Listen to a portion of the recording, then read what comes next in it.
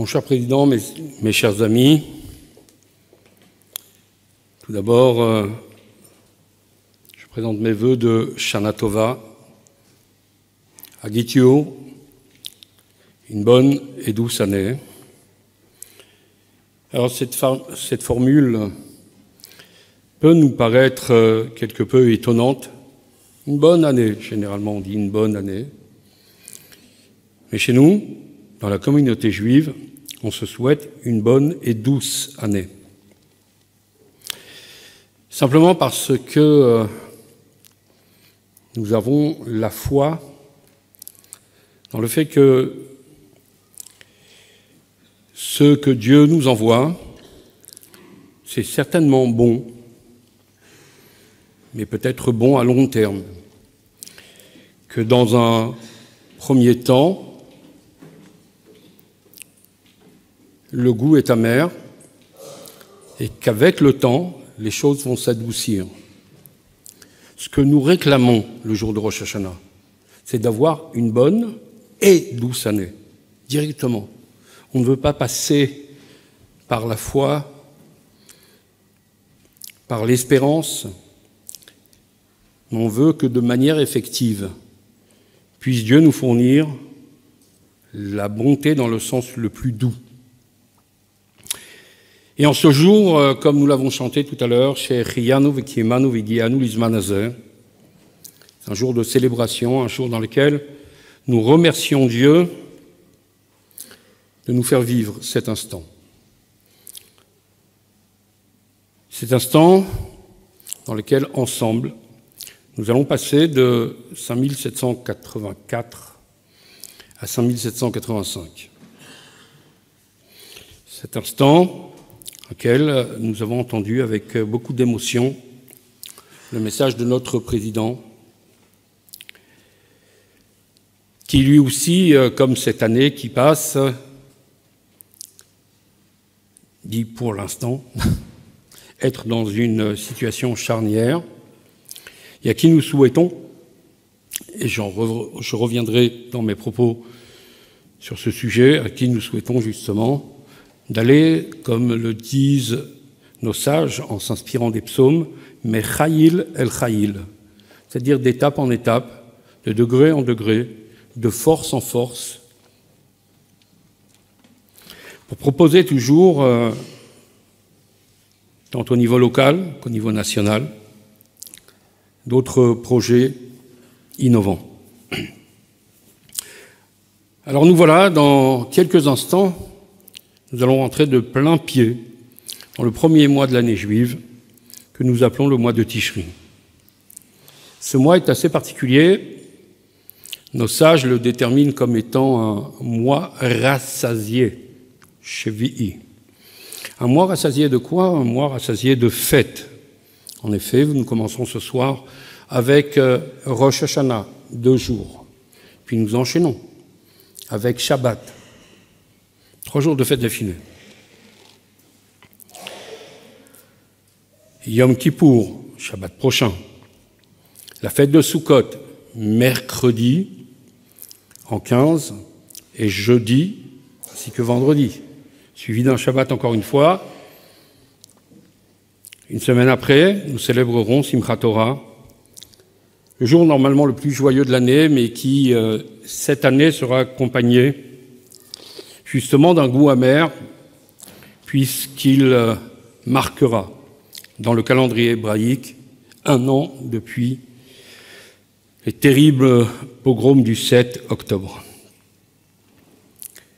Aussi, durant les prochaines semaines, se succéderont donc des prières et des repas, des moments solennels et des rendez-vous familiaux. Ces jours sont symboles de retrouvailles. Alors il y a 2 types de retrouvailles. De retrouvailles lorsque les familles se rassemblent autour de la table de fête, ou tout simplement retrouvailles parce que c'est l'occasion, ces jours de fête, c'est l'occasion qui nous est donnée pour que chacun d'entre nous puisse redécouvrir les valeurs qui sont les nôtres à travers les nombreux rites que nous proposent les jours de fête. Alors c'est vrai que les fêtes sont pour beaucoup de personnes, et pas seulement dans la communauté juive. Oh, combien de personnes appréhendent le jour de l'an et ses réunions familiales. Alors pour beaucoup de personnes, en effet, quelles que soient leurs origines et leur culture, une fête c'est synonyme d'ennui, du fait de l'incontournable répétition du cycle du calendrier. Pourtant, la langue hébraïque renferme quelques subtilités qui soulignent la richesse qui se trame dans nos expressions courantes. Alors, pour ceux qui ont suivi BFM TV ce matin, il disait que nous allons célébrer la Shana Tova. Non, Shana Tova, c'est ce que nous souhaitons. Nous allons célébrer le Rosh Hashanah. Donc, comme quoi, moi, ça me rassure, parce que tout au long de l'année, lorsque j'entends les âneries que disaient les journalistes, je me dis peut-être c'est moi qui ai tort. Mais là, aujourd'hui, j'ai pu entendre effectivement que nous allons célébrer la Shana Tova à la place de Rosh Hashanah. Donc ça me rassure, je pense que tout le reste aussi est tout aussi vrai dans les informations qu'il nous propose. Quoi qu'il en soit, c'est bien Rosh Hashanah, c'est-à-dire la tête de l'année, que nous célébrons aujourd'hui. L'année se dit Shana, et ce mot nous propose deux significations en hébreu. Je suis sûr qu'ici, il y a quelqu'un qui va me dire « Non, il y en a encore deux autres ». Ça, c'est typiquement juif. Mais Rosh Hashanah, en fait, signifie tout d'abord, les shanot, ça veut dire répéter. Répéter, apprendre, répéter, c'est totalement pédagogique. Certaines fois, effectivement, pour intégrer un message, il faut le répéter. Mais Shana vient aussi de la racine shinouï, qui signifie se changer, le changement. Donc nous avons à la fois la répétition, la redondance, et à la fois le changement.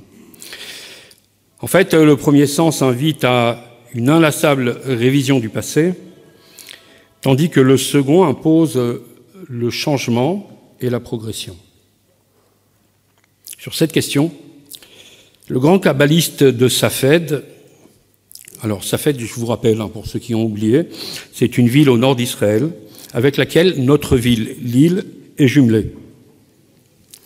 Alors le grand kabbaliste de Safed, qui vivait au XVIe siècle,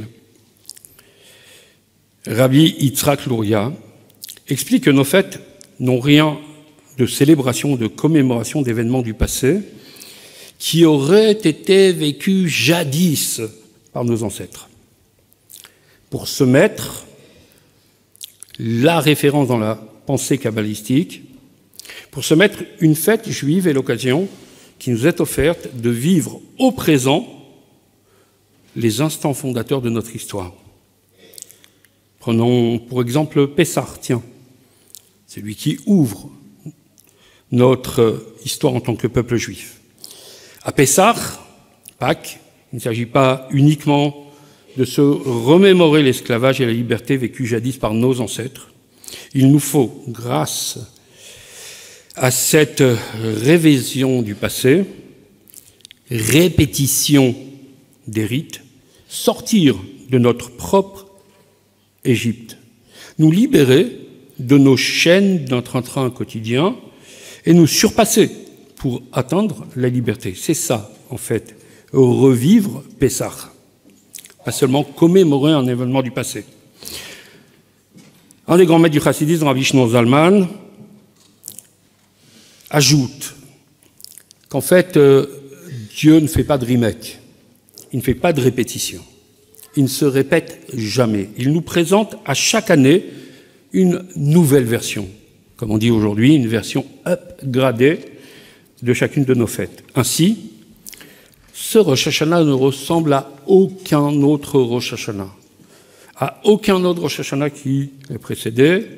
Plus encore, on pourra dire que Rosh Hashanah version 5785 est par définition supérieure, même au Rosh Hashanah qu'auraient pu vivre Abraham, Yitzhak, Jacob, Moshe, David ou le roi Salomon dans le temple de Jérusalem.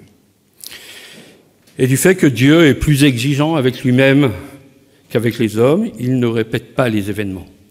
Il les renouvelle avec beaucoup plus d'intensité à chaque fois. Or, pour envisager une lecture nouvelle de notre temps, de notre espace, somme toute de notre vie, pour proposer une nouvelle version de soi-même, il nous faut au préalable être à la hauteur des exigences que présentera la nouvelle année.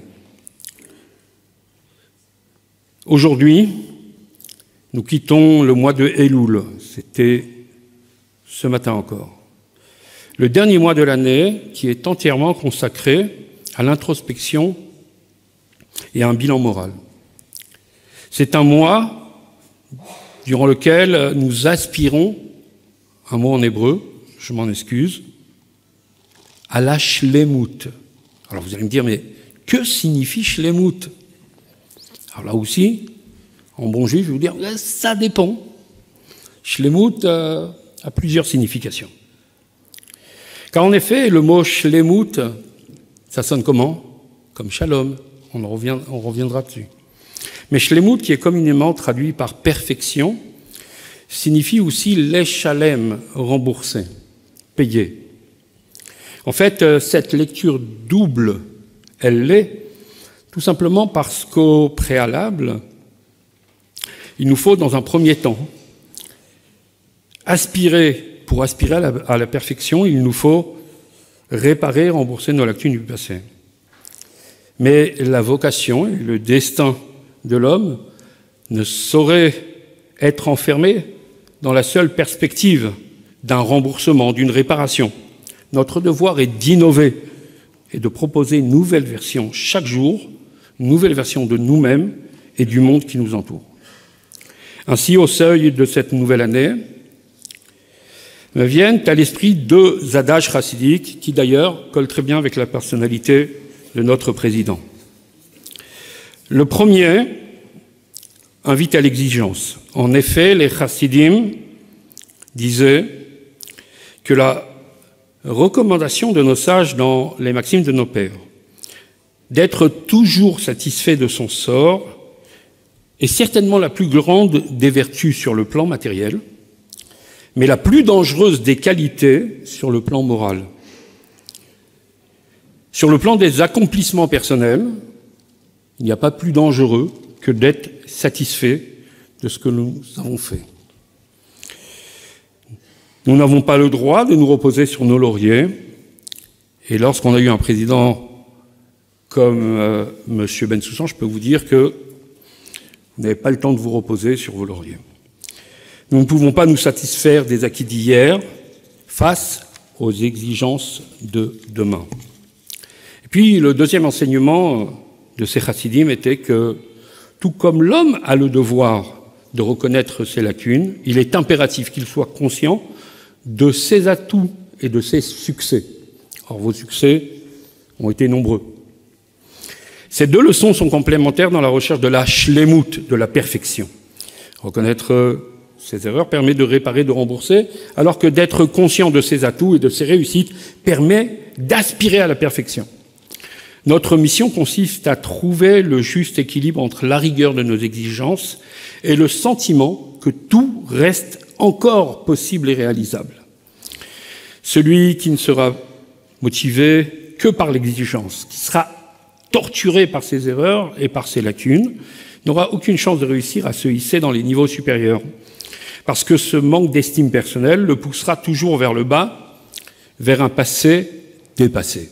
En revanche, connaître ses atouts, savoir que nous avons le privilège d'être les messagers de Dieu, comme vous aimez tant le dire, pour faire de ce monde un espace accompli, ressentir qu'il nous offre chaque jour des forces nouvelles pour nous permettre de réaliser sa volonté, et enfin, le fait de constater que nos investissements du passé ont rencontré une certaine réussite, qui sera certes très relative par rapport à ce qu'exige l'avenir que Dieu nous proposera.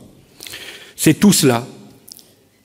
C'est tout cela, et avec la complexité que cela implique, qui garantira une progression et une évolution objective, permettant d'établir une harmonie entre l'exigence et l'espérance pour instaurer une paix intérieure.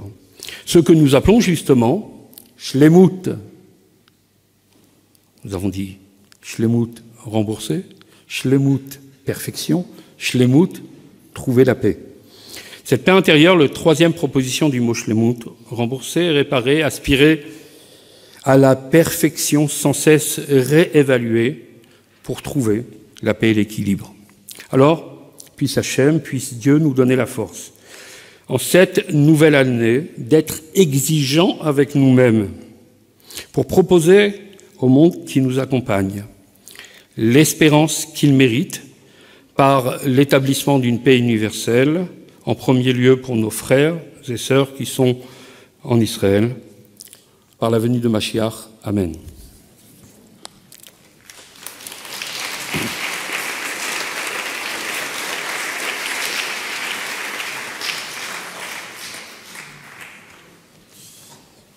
Alors, vous allez devoir me supporter encore une petite minute parce que je voudrais qu'on fasse une ovation particulière pour mon épouse qui m'a supporté pendant ces 11 années au niveau de mes absences, de mes exigences, ainsi que toute ma famille, mes petits-enfants et mes enfants, et mes belles-filles.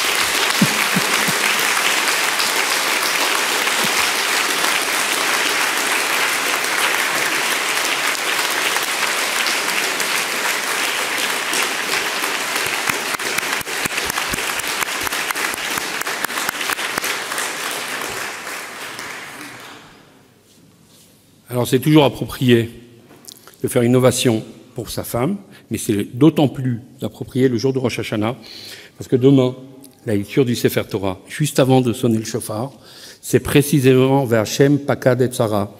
Dieu s'est souvenu de Sarah. Et puis après, nous lirons un texte, la prière de Hannah, la mère du prophète Samuel, qui rend grâce à Dieu précisément pour tous les bienfaits qu'il lui a prodigués.